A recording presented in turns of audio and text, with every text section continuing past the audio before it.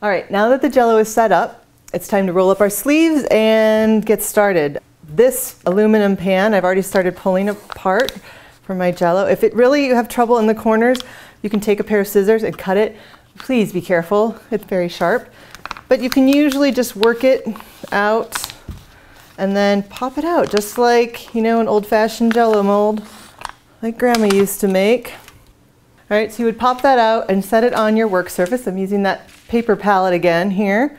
Let's set this guy aside because I plan on doing a lot of printing later. All right, so we have our palette. You can see I let this set in a refrigerator that had an uneven shelf. It does not matter. As long as your top is cool, you're ready to roll. The other thing you want to do, which I already did here, is make sure you use your knife, even a butter knife, like I said before, if you aren't good with sharp instruments, and cut off all your edges. And we're going to go back and cut some of this a little later to make a smaller printing plate to do additional layers. I want to go over here to these tags that I printed earlier, because that's what we're going to start with.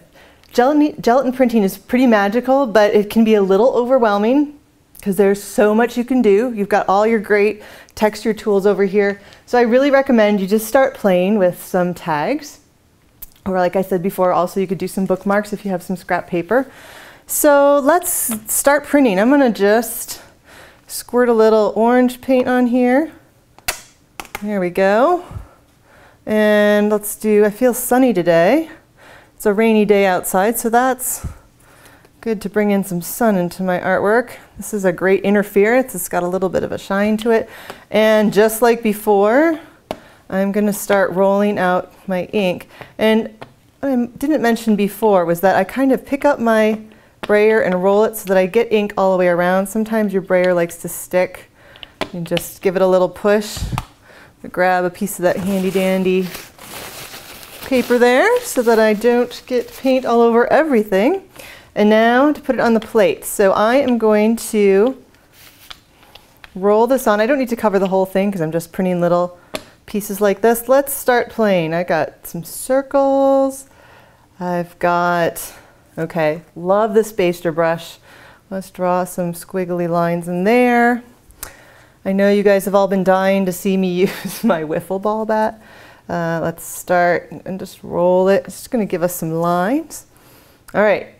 Brace yourself, this is the magic part. You don't know what you're going to really get until you pull it up. So I'm going to move my little strings out of the way. You can take those off if you want. And then just pull up. And you can get really neat textures. Let's do a ghost print, which would be a second print in that same area. And this is the cool part about the gelatin print is that you don't need a big heavy printing press. You can just push on and take advantage of that Jell-O or gelatin being sort of squishy, and I can pull that up and grab another ghost print.